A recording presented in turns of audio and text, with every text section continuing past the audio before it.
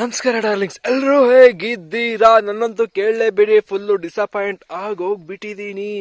ಏನ್ Puneri Paltan versus Bengaluru Bulls ತಿರುಗಿ ಗುಮ್ಮೋಕು ಕೂಡ ಅವಕಾಶ ಕೊಡ್ಲಿಲ್ಲ ಅವರು. ಆರೆಂಜಿಗೆ ಆಲ್ಔಟ್ ಮಾಡಿ ಆಚೆ ಕಳಿಸ್ಬಿಟ್ರು. ನಮ್ಮ ರೈಡರ್ಸ್ ಕೂಡ ಎಲ್ಲ ಇವತ್ತೆಲ್ಲೋ ಕಳೆದೋಗ್ಬಿಟ್ಟಿದ್ರು, ಯಾವುದೋ ಬೇರೆ ಗುಂಗ್ನಲ್ಲಿ ಬಂದ್ಬಿಟ್ಟಿದ್ರು ಮ್ಯಾಚ್ಗೆ ಅಂತ ನನ್ಗೆ ಅನ್ನಿಸ್ತು ಗುರು.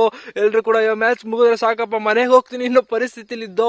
ನನಗಂತೂ ಮ್ಯಾಚ್ ನೋಡೋಕೆ ನಿಜವಾಗ್ಲೂ ಬೇಜಾರಾಗ್ತಿತ್ತು ಗುರು. ಟಿವಿ ಆಫ್ ಮಾಡೋಣ ಅಂತ ಅನ್ಕೊಂಡೆ, ಬಟ್ ಪರವಾಗಿಲ್ಲ, ನಮ್ಮ ಬುಲ್ಸ್ ಸೋಲಿಗೆ ಏನೇನೆಲ್ಲ ಕಾರಣ ಆಗ್ಬೋದು, ಕೊನೆಯಲ್ಲಿ ಏನಾದ್ರೂ ಒಂದು ಆಶಾಕಿರಣ ಉಟ್ಕೊಳ್ಳುತ್ತೆ ನಮ್ಮ ಬುಲ್ಸ್ ಪರವಾಗಿ ಅಂತ ಕಾದು ನೋಡ್ತಿದ್ದೆ.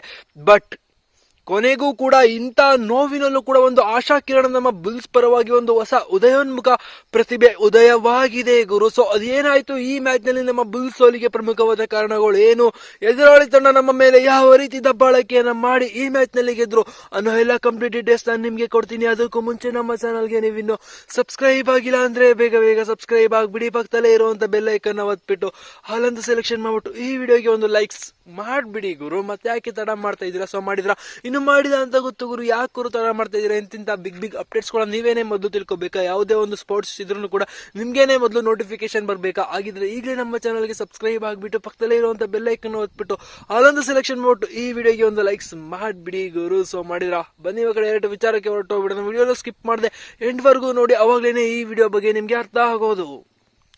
ರೈಡ್ ಪಾಯಿಂಟ್ ವಿಚಾರಕ್ಕೆ ಬಂತು ಅಂತ ಆದ್ರೆ 10 ರೈಡ್ ಅಂಕಗಳನ್ನ ತಗೊಂಡಿದ್ದು ನಮ್ಮ ಬೆಂಗಳೂರು ಬುಲ್ಸ್. ಕೇವಲ 10 ಗುರು. ಒಬ್ಬ ಸೂಪರ್ 10 ಕೂಡ ಮಾಡ್ಕೊಳ್ಳಿಲ್ಲ ನಮ್ಮ ಬೆಂಗಳೂರು ಬುಲ್ಸ್ ತಂಡದ ಪರವಾಗಿ. 17 ರೈಡ್ ಪಾಯಿಂಟ್ಸ್ ಎತ್ಕೊಂಡು ಹೋಗಿರೋದು ಪುಣೇರಿ ಪಲ್ಟಾನ್ ತಂಡ.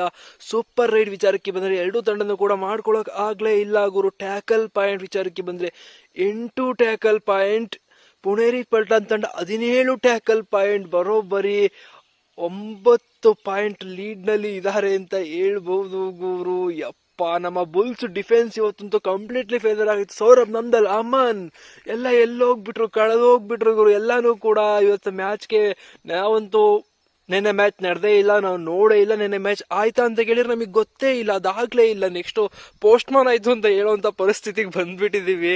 ಆಲ್ಔಟ್ ಪಾಯಿಂಟ್ ವಿಚಾರಕ್ಕೆ ಬಂದ್ರೆ 3 ಬಾರಿ ಕಂಟಿನ್ಯೂಸ್ ಆಗಿ ಆಲ್ಔಟ್ ಕೊಟ್ಟಿದ್ದು ನಮ್ಮ ಬೆಂಗಳೂರು ಬುಲ್ಸ್ ತಂಡಕ್ಕೆ ವಾಪಸ್ ಕಮ್ ಬ್ಯಾಕ್ ಮಾಡೋದಿಕ್ಕೂ ಕೂಡ ಅವಕಾಶ ಸಿಗ್ಲೇ ಇಲ್ಲ.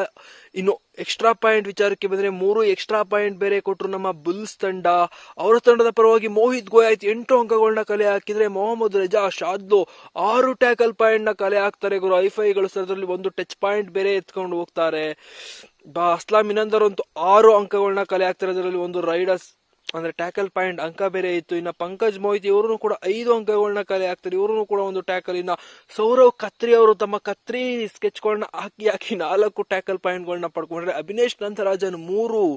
ಸೊ ಇವರ ತಂಡ ಒಂದು ಟೋಟಲ್ ಆಗಿ ಪರ್ಫೆಕ್ಟ್ ಆಗಿ ಸಖತ್ ಆಗಿ ಸೂಪರ್ ಆಗಿ ಆಡ್ತು ಅಂತ ಹೇಳ್ಬಹುದು. ಬಟ್ ನಮ್ಮ ಬುಲ್ಸ್ ವಿಚಾರಕ್ಕೆ ಬಂದ್ರೆ, ವಿಕಾಸ್ ಖಂಡೋಲಾ 4 ರೈಡ್ ಪಾಯಿಂಟ್ಸ್ ಹಾಗೂ 1 ಟ್ಯಾಕಲ್ ಪಾಯಿಂಟ್ ಸಮೇತ 5 ಅಂಕಗಳು.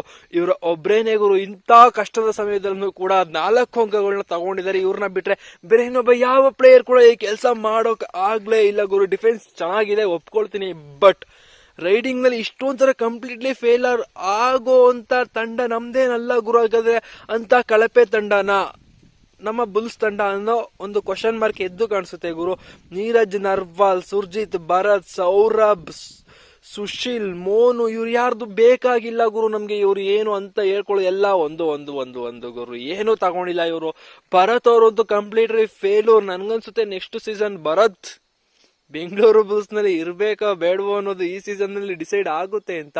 ಯಾಕಂದ್ರೆ ಅಷ್ಟು ಚೆನ್ನಾಗಿ ಆಡ್ತಿದ್ದಂತ ಭರತ್ ಅವ್ರಿಗೆ ಏನಾಯ್ತು ಏನೋ ಗೊತ್ತಿಲ್ಲ ಗುರು. ಅವರು ಹ್ಯಾಂಡ್ ಟಚ್ ಸ್ಕಿಲ್ ನ ಮರ್ತೇ ಬಿಟ್ಟಿದ್ದಾರೆ. ಓ ಸೀಸನ್ ಅಲ್ಲಿ ಹ್ಯಾಂಡ್ ಟಚ್ ಸ್ಕಿಲ್ ಎಷ್ಟು ಚೆನ್ನಾಗಿ ಬಳಸ್ತಾ ಇದ್ರು, ಬಟ್ ಈ ಸೀಸನ್ ಯಾಕೋ ಅವ್ರು ಬರೀ ಬೋನಸ್ ಅಂಕಗಳನ್ನ ಕಲೆ ಹಾಕಕ್ ಹೋಗಿ ಔಟ್ ಆಗಿ ಬರ್ತಿದ್ದಾರೆ ಗುರು. ಅವ್ರ ಕೈ ಉದ್ದ ಇರೋ ಕಾರಣ ನೀಡಿದ್ರೇನೆ ಸಿಕ್ಬಿಡ್ತಾರೆ ಡಿಫೆನ್ಸ್.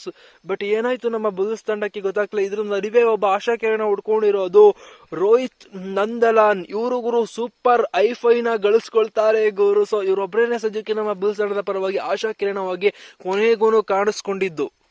ಸೊ ಅದ್ಭುತವಾಗಿ ಆಡಿದ್ರು ಅಂತ ಹೇಳ್ಬೋದು. ಒಳ್ಳೊಳ್ಳೆ ಡಬಲ್ ಟೈಔಟ್ ಮಾಡೋದ್ರ ಮೂಲಕ ನಮ್ಮ ಬುಲ್ಸ್ ತಂಡವನ್ನ ಕಾಪಾಡಿದ್ರು. ಸೋಲಿನ ಸುಳಿಯಿಂದ, ಸ್ವಲ್ಪ ಅಂದ್ರೆ ಆಲ್ಔಟ್ ನ ಸುಳಿಯಿಂದ ಕಾಪಾಡಿದ್ರು.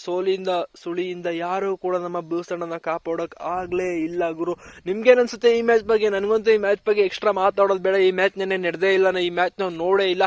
ಈ ಮ್ಯಾಚ್ PKL ಸೀಸನ್ 10 ಅಲ್ಲಿ ನಡೆದೇ ಇಲ್ಲ ಅಂತ ಅನ್ಕೊಂಡು ಸುಮ್ನೆ ಇದ್ಬಿಡೋಣ ಗುರು. ಯಾರು ಕೇಳಿದ್ರು ಅಷ್ಟೇನೆ ಹೇಳಿ. ಮ್ಯಾಚ್ ನೆನ್ನೆ ನೋಡಿದ್ವಾ? ನೋಡಿಲ್ಲ. ನೆನ್ನೆ ಮ್ಯಾಚ್ ಆಯ್ತಾ ನಮಗೆ ಗೊತ್ತೇ ಇಲ್ವಲ್ಲ, ಆಗಲ್ಲ ಅಂತ ಪೋಸ್ಟ್ ಪೋನ್ ಆಯ್ತು ಅಂತ ಹೇಳಿದ್ರು. ಅಷ್ಟೇ, ಮುಗ್ದಾಯ್ತು. ಸೊ ಟಾಟಾ, ಬಾಯ್ ಬಾಯ್. ನೆಕ್ಸ್ಟ್ ಅಪ್ಡೇಟ್ಗಾಗಿ ಕಾಯ್ತಾ ಇರಿ.